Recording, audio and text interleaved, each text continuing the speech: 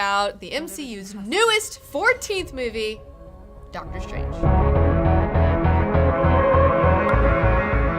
Through the mystic arts, we harness energy and shape reality.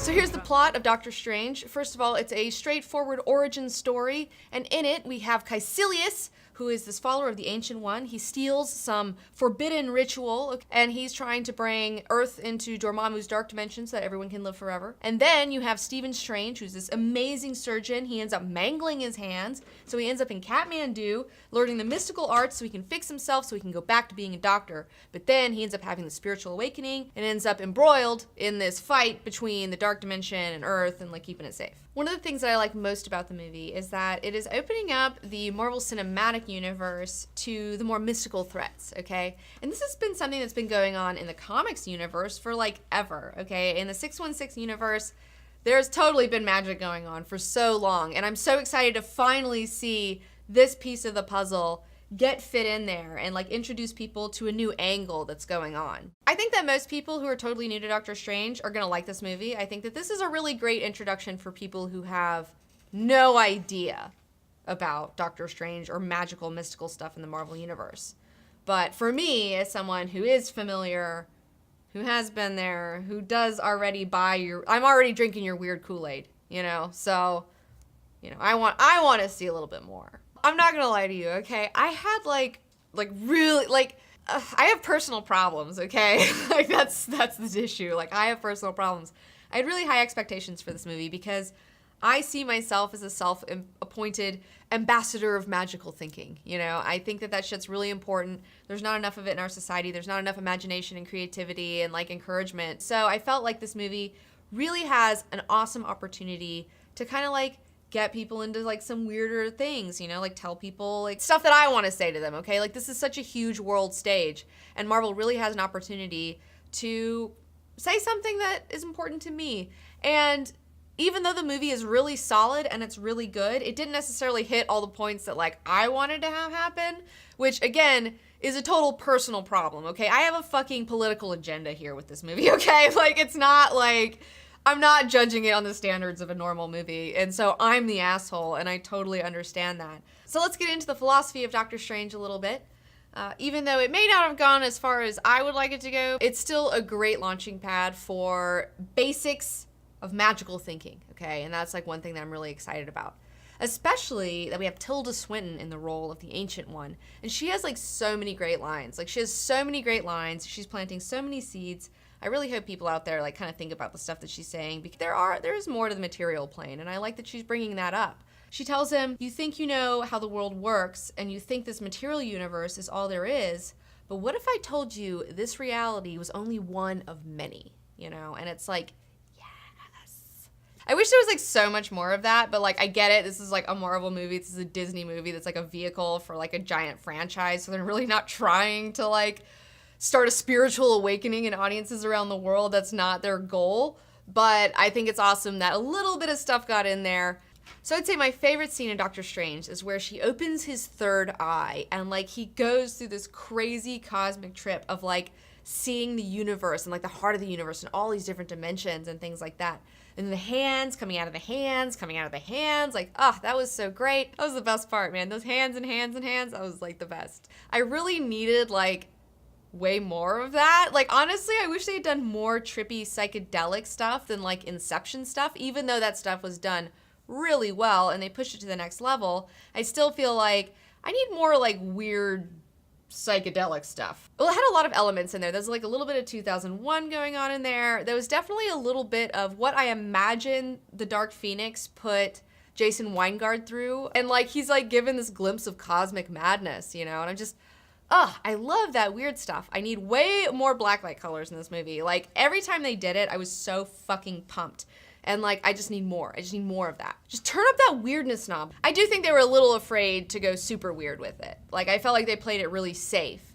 But I understand what they're doing. They're playing it from the angle of most people have no idea about anything psychedelic, and we have to kind of like warm them up to it. It's the safe move, it's the right move to do. This movie is definitely a visual effects vehicle. There's like so many amazing visual effects going on. The slow motion car crash was just like, oh my God, it was so brutal. What they did with his hands, where they had that medical horror stuff, like I'm a big fan of medical horror, so when I saw those pins in his hands and they were like, ugh, like it was just so great. The portal effect looked really great. In fact, we had done a very similar portal effect when we did a cosplay of Spiral.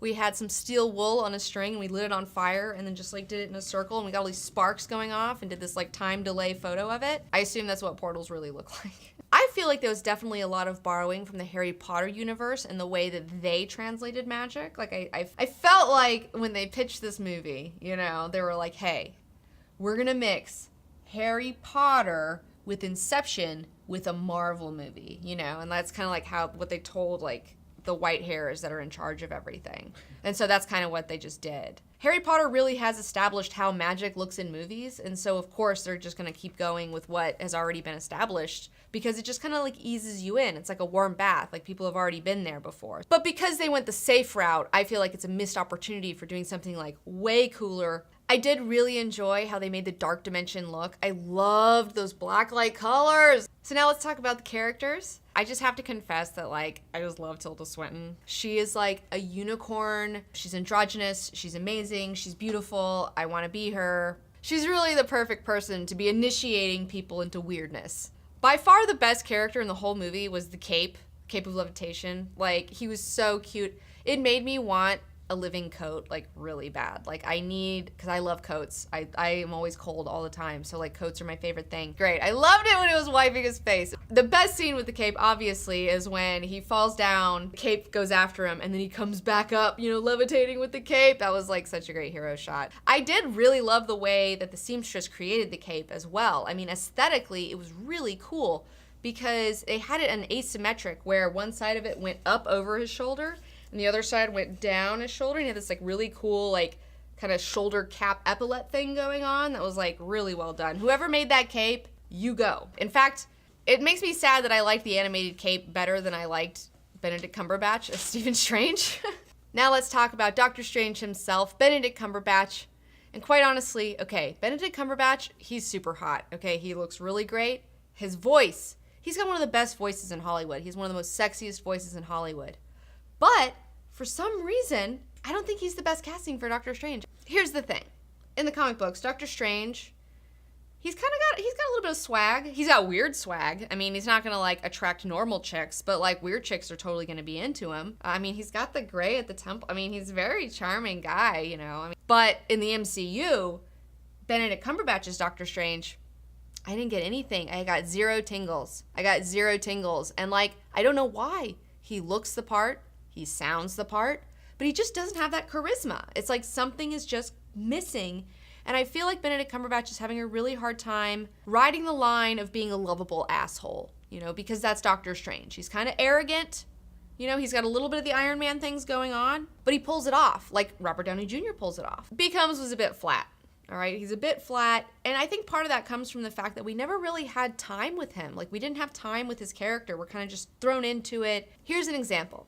In the beginning of the movie, where before he becomes Doctor Strange, and before his accident, and he's just hanging out as Stephen Strange, and he's got like all this swag, he fixed this guy's brain, whatever, and he's talking to Nurse Palmer, and they're supposed to be kind of having this like kind of romantic moment, but it just really fell flat for me. Like, I didn't believe it, I didn't buy it. I felt like we needed some better character moments with him. That's one of my criticisms of the movie overall, is that it feels like it's really trying hard to fit all this stuff in, and because we're trying to fit so much in here, that we're not really getting to slow down and be with these characters. I would say the biggest flaw of the movie is that I don't really feel like Doctor Strange earned his magic. We don't see how long he's in Kamar-Taj for. It feels like maybe a couple of months or something like that. I don't really get this sense of like time that he's like really working really hard.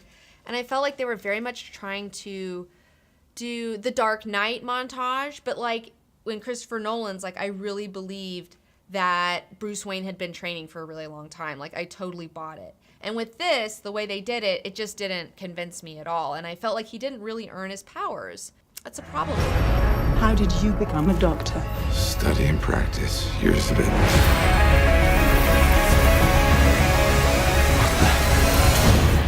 There's a strength to him. But is he ready? In fact, fact, there's a line in the movie where he's talking to the Ancient One. He's like, well, how long does this take, you know? And she's like, oh, well, how long did it take you to become a doctor? Years of study and practice. And then she's like, well, then we don't go to see him doing years of study and practice. It doesn't feel like that at all. They did try to kind of explain it where, oh, he's a natural, he has a photographic memory, he's also, you know, reading and doing homework in his astral form while he's sleeping. But still, I don't feel like he earned it. It was just too smushed in. It doesn't make sense to me that Doctor Strange is like learning all these mystical arts and is like learning how to open portals and like do all this crazy stuff, but then he's just doing it so he can go back to his normal muggle life. You've had a spiritual awakening. You're not gonna go back to being a normal person.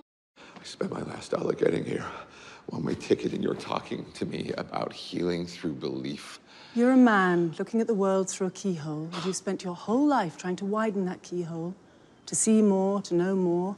And now, on hearing that it can be widened in ways you can't imagine, you reject the possibility. No, I reject it because I do not believe in fairy tales about chakras or energy or the power of belief. There is no such thing as spirit. We are made of matter and nothing more. You're just another tiny, momentary speck within an indifferent universe. Another criticism is that there's some logical steps missing within the character of Stephen Strange, okay? So Western medicine has failed him. You have Benjamin Bratt saying, like, my soul deepened, and I'm not talking about money, you know, and he sends him to Kathmandu, and he, like, finds this mystical place called Kamertage. And then he won't accept that it's a mystical Eastern approach to things, you know? Like, I thought that that was a little odd. Like, if he's so desperate, I would assume that he would be willing to try anything, including spiritual stuff. I mean, isn't that why he went all the way to Nepal? And I feel like the biggest flaw with his character is that we never really see him have a spiritual awakening. I mean, we do see him being sent through and all this stuff, but you never have that moment where he's like, I believe, you know, like, and they kind of did it, but they didn't do it. He didn't really have a spiritual awakening if he's only learning all this stuff to go back to his material life. And that almost makes his character unlikable. In fact, he doesn't really have a lot of moments of him being likable, which is kind of a problem. I felt like this movie was missing the scene where you have the Ancient One. She's telling Doctor Strange that she's been peering through time, right? And like, I would have liked to see something where you see her peering through time and she sees Stephen Strange and like, he's the only one that can fix this. And so that's why she takes him on as a pupil, because she's seen him through her prophecies. Maybe there's a scene cut. Maybe he's gonna earn it in the next movie. We'll see. And even though I felt like Benedict Cumberbatch was having a hard time in this role, he didn't really find it yet.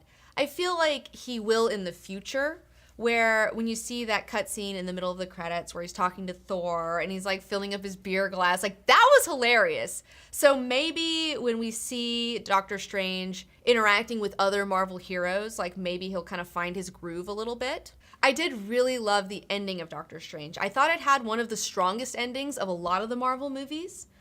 When he goes to the dark dimension, a dimension without time, and he traps Dormammu in a time loop where he must infinitely be defeated by Dormammu, but then that dude's just stuck. So he's like, you gotta let me out of this. Like, I can't keep doing this. I thought that was a lot of fun. I thought that was really clever. It was really interesting. I like what they're trying to do, okay? Because earlier, when you have Doctor Strange and he's talking to the Ancient One before she passes on to the other side, and they're on that balcony, and he's saying that his fear of failure is the thing that really drove him to be a good doctor, you know, and then she tells him, well, you gotta go beyond that to be a great doctor. The way he wins in the end is allowing himself to fail over and over and over again, which is something that's hard for his ego. Like, his ego has a really hard time with failing, and I thought that was great, but I felt like it could have been way better and more impactful if they had shown him failing before. Like failing a patient or failing something. Like I wanted to see what happens when he does fail. And I guess you could kind of say that that was going on with his hands, but it just wasn't tight enough. This movie's just so close. Like, it's so close, it's good, it's like you can totally watch it, you can totally have a fun time with it, but it could totally be a little bit better. As a self-proclaimed proponent of magic, I really wanted something great, but that's a personal problem. I've got weird personal issues going on with this, okay? I'm not your average viewer in the audience. They don't make movies for me. That's fine. I do feel like there's a better Doctor Strange movie somewhere out there in the multiverse. I do feel like it's out there. Like, it's a little tighter, it's a little cleaner. Honestly, I think I've been a little bit spoiled by the Doctor Strange comic. This is written by one of my favorite fucking writers over at Marvel, Jason Aaron. And so when I heard that he was writing a Doctor Strange comic, I was like, yes. And this is the first like solo Doctor Strange comic in like 10 years, okay? Like he has not had his own comic in a while. He's just been a part of teams and stuff. And so I highly recommend all of you guys check this out. I think this is so much more fun. I wish they had kind of taken a page from like this book a little bit more and done what's going on in here.